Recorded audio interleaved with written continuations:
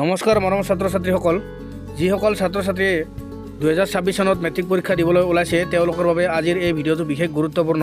কাৰণ মই যিমানবিলাক টেষ্ট পেপাৰ দেখিবলৈ পালোঁ সেই আটাইবিলাকতে ক অংশৰ লগত খ অংশ মিলোৱা ভিডিঅ' এইবাৰ দেখিবলৈ পাইছোঁ। গতিকে তোমালোকৰ বাবে এনেকুৱা এটা কুৱেশ্যন অহাটো প্ৰায় নিশ্চিত বুলি ধৰি লোৱা, আৰু সেয়েহে মই আজিৰ এই বিশেষ কুৱেশ্যনকেইটা তোমালোকৰ বাবে লৈ আহিছোঁ। গতিকে তোমালোকে মিলাই চোৱা, পৰুৱাৰ শুঙৰ লগত কি মিলিব?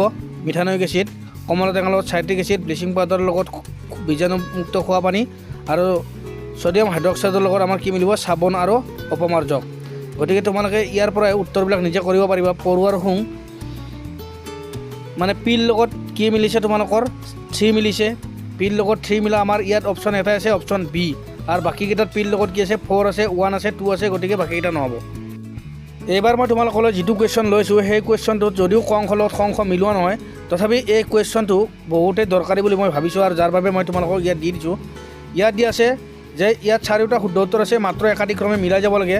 আৰু তোমালোকে নিশ্চয় জানা যে উৎপাদকবিলাক প্ৰথমত আহিব, তাৰপিছত দ্বিতীয়তে আহিব প্ৰাথমিক উপভোক্তা, তৃতীয়তে আহিব দ্বিতীয় উপভোক্তা, আৰু চতুৰ্থত আহিব তৃতীয়ক উপভোক্তা।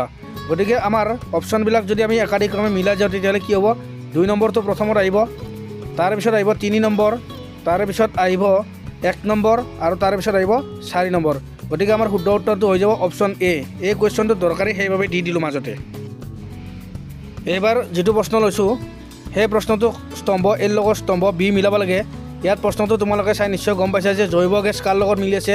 উদ্ভিদৰ আৱৰ্জনাৰ পৰা উৎপন্ন হয়। জোৱাৰ ভাটাৰ শক্তি ভাটাৰ উত্থান পতনৰ দ্বাৰা উৎপন্ন হয়। ভূতাপীয় শক্তি তাপীয় শিলৰ তাপৰ পৰা উৎপন্ন হয়। আৰু নিউক্লিয় শক্তি ইউৰেনিয়াম পৰমাণুৰ বিভাজনৰ ফলত মুক্ত হোৱা শক্তি। এতিয়া তোমালোকে নিশ্চয় প্ৰশ্নটো চাই বুজিব পাৰিছা যে পিৰ লগত কি মিলিছে? 4 মিলিছে, কিউৰ লগত 1 মিলিছে। গতিকে ইয়াত তোমালোকে এনচাৰটো নিশ্চয় উলিয়াব পাৰিছাই, কাৰণ পিৰ লগত 4 থকা এটাই অপশ্যন আছে, বাকীকেইটাত কোনোবাটোত 1 আছে, কোনোবাটোত 2 আছে, আৰু কিউৰ লগত 1 থকাও অপশ্যন আমাৰ 2টা আছে, যদিও পিৰ লগত 4 থকা মাত্ৰ এটাই আছে। সেয়েহে অপশ্যন কি হ'ব? এ। নেক্সট কুৱেশ্যনটো তোমালোকে চোৱা, আৰু কুৱেশ্যনবিলাক তৎক্ষণাত অনুমান লগাবলৈ চেষ্টা কৰিবা যে আংগিক বিস্তাৰণ কাৰ লগত হ'ব? কুঁহিয়াৰৰ লগত, কাৰণ কুঁহিয়াৰ গাৰ অংগৰ পৰা সৃষ্টি হয়। ঠিক তেনেকৈ বাডিং মানে এইটো বিভাজন নাছিল, আচলতে মুকুল লগম হ'ব লাগিছিল, এইটো হাইড্ৰা হয়। তাৰপিছত বিভাজন আমাৰ লাইচমেনিয়া হ'ব, আৰু যিটো বিভংগন সেইটো হেলাই হ'ব। গতিকে এই প্ৰশ্নটোৰ শুদ্ধ উত্তৰটো অপশ্যন কি হ'ব? এৰ লগত 4 মিলি আছে, ঠিক তেনেকৈ বিৰ লগত 1 মিলি আছে, চিৰ লগত 2 মিলি আছে, আৰু ডিৰ লগত আমাৰ 3 মিলি আছে। এতিয়া তোমালোকে অপশ্যনবিলাক কেনেকৈ অনুমান লগাব চাই যোৱা। এৰ লগত 4 মিলা কেইটা আছে? 3টা কুৱেশ্যন আছে, 3টা ৰাখি বিটো নিশ্চয় কাটি দিয়া। তাৰপিছত আমাৰ বিৰ লগত 1 মিলা 2টা কুৱেশ্যন আছে, এইবাৰ তোমালোকে 2 নম্বৰ কুৱেশ্যনটো কাটি দিয়া। আৰু চিৰ লগত 2 মিলা এটা কুৱেশ্যন আছে, অপশ্যন চি। গতিকে আমাৰ এনচাৰ হৈ যাব option C is the right answer. এইবাৰ আহিছোঁ নেক্সট প্ৰশ্নটো লৈ। এইটো কাৰ্বন যৌগৰ চেপ্টাৰৰ পৰা আহিছে। প্ৰথমটো কি দিয়া আছে? এৰ লগত আমাৰ কি মিলিব? যিহেতু নেল আছে, CHO আছে লাষ্টত, নেল থকা হ'ব। গতিকে আমাৰ 1ৰ লগত 4 মিলিব, প্ৰপানেল। তাৰপিছত ঠিক তেনেকৈ ব্ৰমইথেন, বিৰ লগত আমাৰ 1 হ'ব। ঠিক তেনেকৈ চিৰ লগত চিধা মিলিব, 1 প্ৰপানল, আৰু ডিৰ লগত 2 মিলিব, 1 ব্ৰম'প্ৰপেন। গতিকে এই প্ৰশ্নটোৰ শুদ্ধ উত্তৰটো হৈ যাব option A is the right answer. ইয়াত কোনো ধৰণৰ সন্দেহ নাই। নেক্সট প্ৰশ্নটোলৈ আগবাঢ়িছোঁ।